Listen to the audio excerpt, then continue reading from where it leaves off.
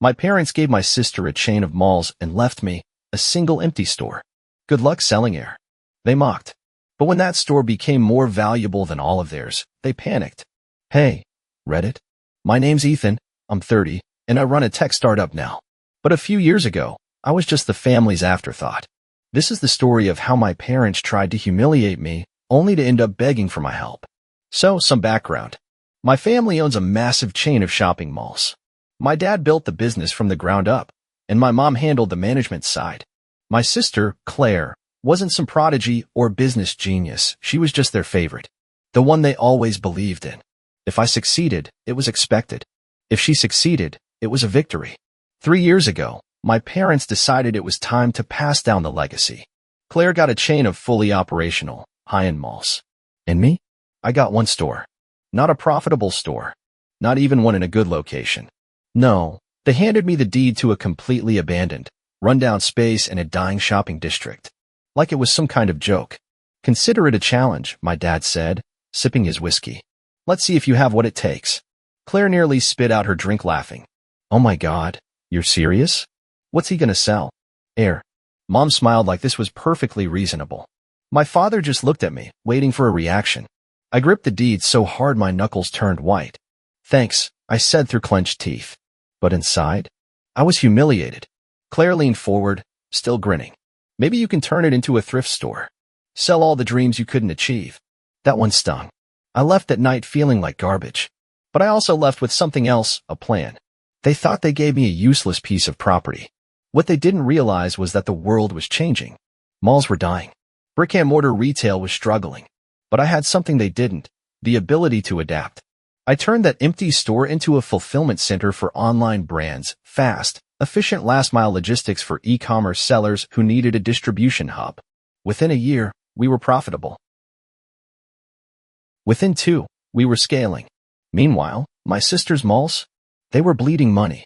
Foot traffic was dropping, stores were closing, and the real estate market was shifting. And then, one day, I got a call from my dad. Ethan, he said, clearing his throat. We need to talk about your business. I leaned back in my chair. Now they wanted to talk. When my dad called me into his office, I knew something was up. The last time we had a business talk, I was 16, and he explained why my first job wouldn't be in his company, but somewhere I could learn humility. That was his favorite word when it came to me, humility. Now, sitting across from him, I saw the same expression he wore back then. Calm, authoritative, and completely unaware of the storm brewing beneath my surface. Jake, he began, leaning back in his leather chair, the faint scent of whiskey lingering. We've been looking at your business model. I raised an eyebrow. He ignored that. You've done well for yourself. But you know, logistics is a complicated field. It's not like running a mall.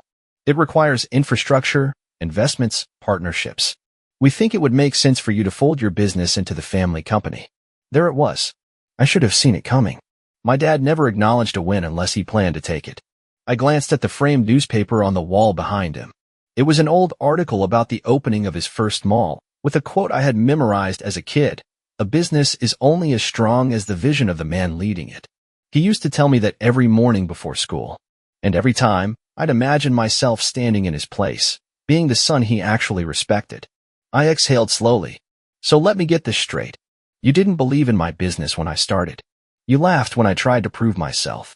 But now that I'm outperforming you, you suddenly want me back in the family fold? What's next? I report to Natalie. Don't be ridiculous. His tone hardened. This isn't about Natalie. This is about the company. We've been through a rough patch. Foot traffic is down 40%. I cut in. Tenants are pulling out. Your malls are becoming ghost towns. Meanwhile, last mile fulfillment is booming. That's why you're here, right? You need what I built. Silence. A year ago, I would have killed for his approval. I would have folded in a heartbeat, eager to be part of the empire. But that was before I learned the most important business lesson of all, leverage. And I had all of it. Jake, be reasonable. My mother interjected from the corner of the room. I hadn't even noticed her sitting there. This is an opportunity for us to work together as a family again. Like we always wanted. I laughed. Since when was I part of we? My dad's expression darkened. Son, we're offering you a chance to secure your future. Don't let pride blind you. I leaned forward. You're offering me a chance to save your future. Not mine. His knuckles tightened on the desk. Wow it, Jake. We're giving you a way back in. You think you can do this on your own forever? Business isn't just about ideas. It's about power, connections, long-term strategy.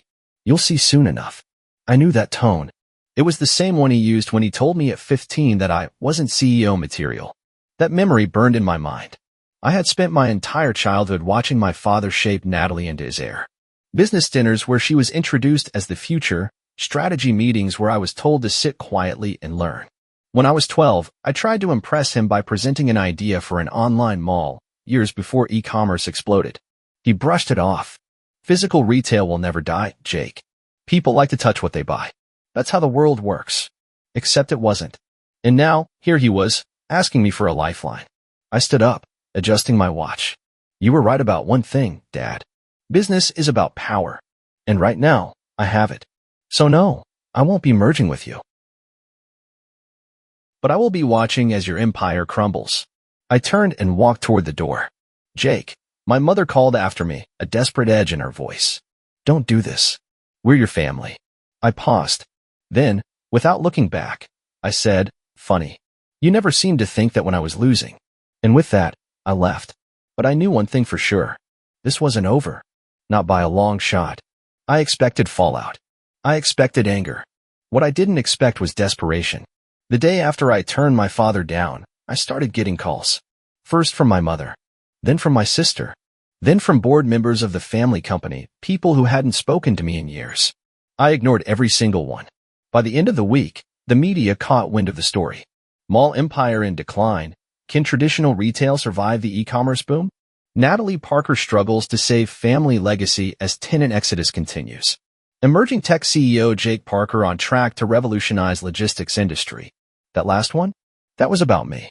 For the first time in my life, my name wasn't attached to them. And they hated it. A family on fire. It started with small moves. Natalie went on a PR blitz, giving interviews where she downplayed my success and framed our family's struggles as temporary. Dad started making subtle legal threats, nothing direct, just veiled warnings about the importance of protecting intellectual property. And then came the worst part. Mom. She showed up at my apartment unannounced. She never did that. When I opened the door, she looked around like she'd stepped into a stranger's home. This is nice, she said finally. Yeah, I said, leaning against the doorframe. It's mine. She sighed. Jake, we need to talk. I didn't move. You mean I need to listen? Don't be like this, she said, pressing a hand to her forehead. This situation is out of control. Your father is under enormous stress. Natalie is barely holding things together. So? She flinched at my cold tone. So, she repeated. This is your family. I let out a dry laugh. Oh, now we're family? When I was busting my ass to prove myself, I was just the outsider. The experiment. The one you didn't take seriously. But now that things are falling apart, suddenly we're blood. She reached for my hand, but I stepped back. Jake, she said softly. We need you. I stared at her. It was the first time I'd ever heard her say those words. And it was too late. No, I said. You don't. You need a bailout. And I'm not interested. Her face hardened. This isn't just about business. Do you think it's fun for us to watch our son turn his back on us? To see you side with the people trying to tear us down? That was when I realized she genuinely thought I was the villain. Like I hadn't been forced out of the family years ago. Like I was the one who had betrayed them. I took a slow breath. You have 5 seconds to leave before I call security. Her lips parted in shock. You wouldn't. I pulled out my phone. 4. She swallowed hard. Then, with a stiff nod, she turned and walked out. I watched her go, my chest tight. Then I closed the door and locked it. The war begins. If my rejection had been a wound, the next few weeks turned it into an all-out war. First, my permits started getting delayed. Then, out of nowhere, the lease for my fulfillment center came into question. And then, my investors started getting nervous calls, subtle warnings that maybe my business wasn't as secure as it seemed. I knew exactly who was behind it, and I wasn't about to let them win. Flashback, the day I knew I was done. I was 17 when I realized I wasn't part of their world. We were at a family charity gala, one of those over-the-top events where people wrote big checks just to have their names printed in gold lettering. Dad had just finished giving a speech about legacy when someone came up to him and Natalie. They shook hands, laughed, talked business. I was right there, He didn't introduce me. He didn't even look at me. I could have been invisible. That was the moment I knew. If I ever wanted to be respected, I had to build something of my own. And now, years later, I had. And they were terrified. The power move. I called a meeting with my team. We're accelerating expansion, I said. I want 3 new centers in the pipeline now. My CFO frowned. Jake, that's aggressive. The budget is covered, I said, tossing a folder on the table. Inside? A new round of funding. Bigger than any deal my father had ever made. My head of operations whistled. Jesus. Who are these investors? I smirked. The same people betting against malls. Because here was the truth. Dad and Natalie weren't just losing tenants. They were losing relevance. And I was making sure the world knew it. Checkmate. 2 weeks later, Dad called me. I let it ring. Then he texted, "We need to talk." I responded with a link to the latest headline. Jake Parker's logistics empire expands. The future of retail is online. A minute later, he texted back, "This is your final chance." I smiled and typed my reply. You had your chance. You gave it to Natalie. Then I blocked his number. Because I wasn't playing their game anymore. I was winning my own. I knew they would break before I did, but I didn't expect it to happen this fast. It started with whispers. Investors pulling out. Mall tenants breaking their leases early. Headlines that went from retail struggles to Parker empire on the brink of collapse. Dad tried to downplay it, of course. It's a temporary downturn, he told the press.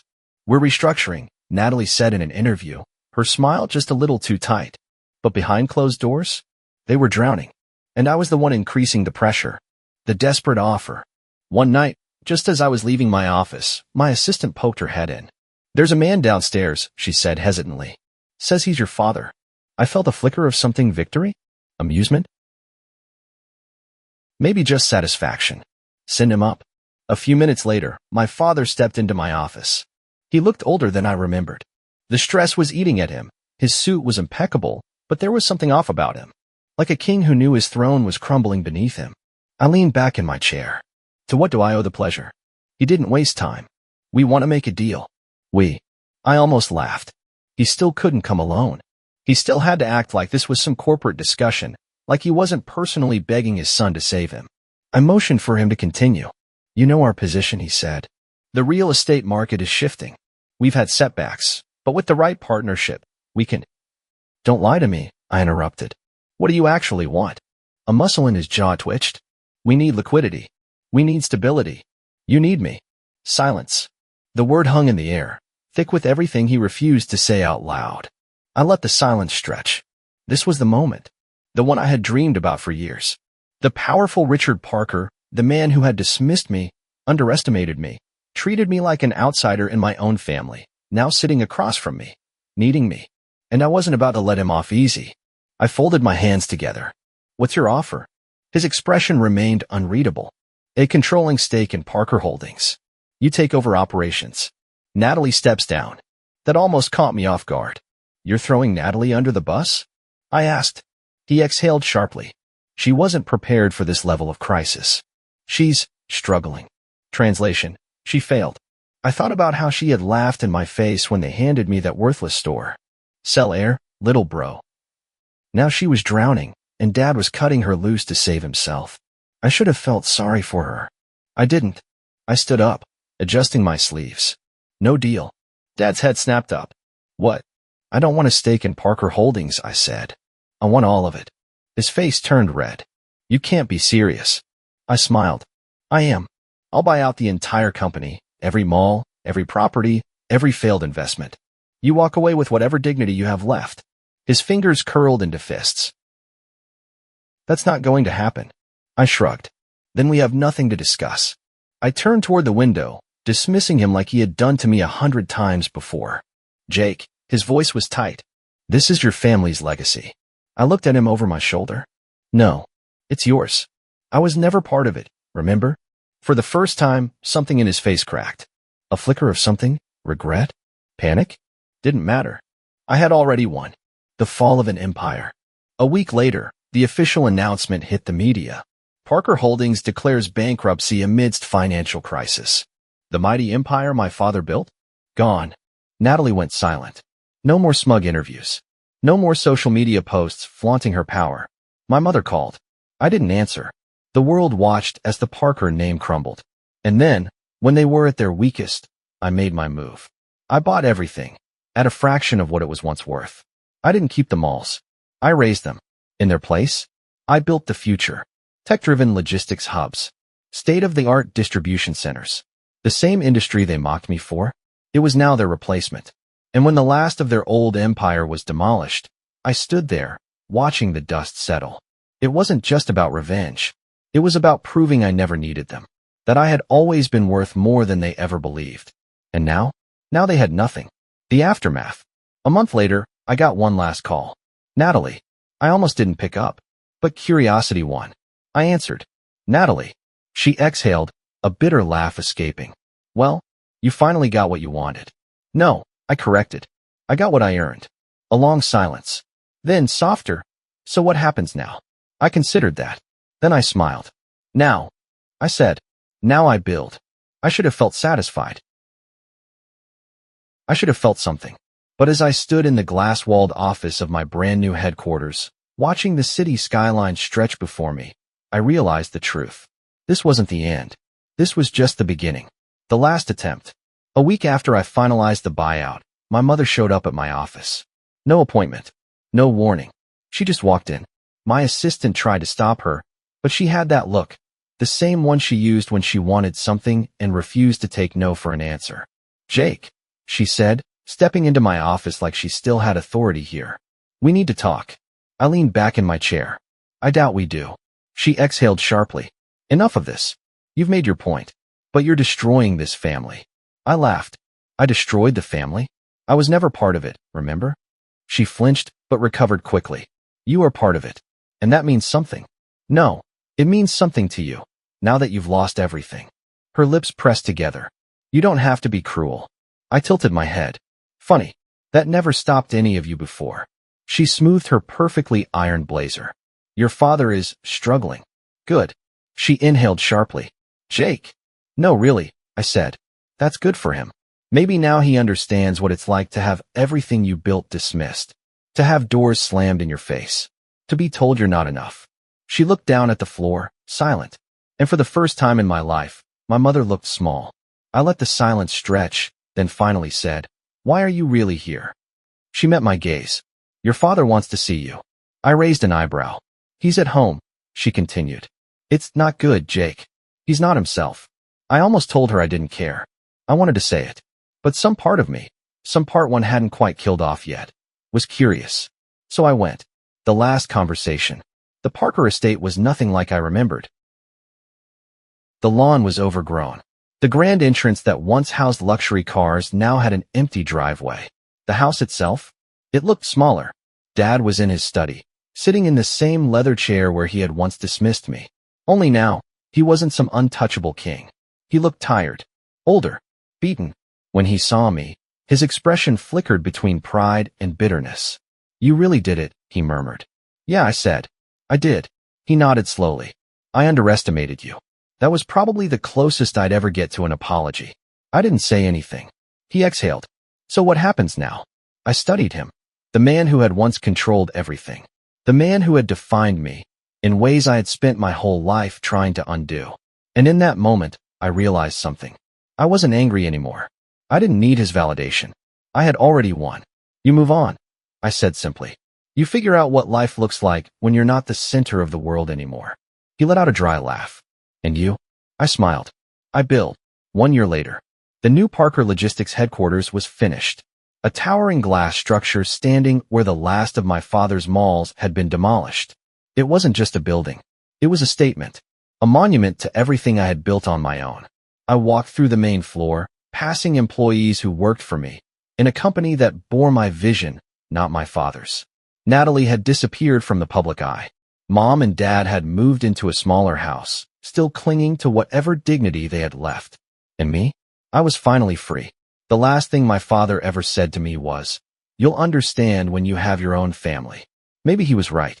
But if I ever did, I'd make sure they never had to fight to be seen.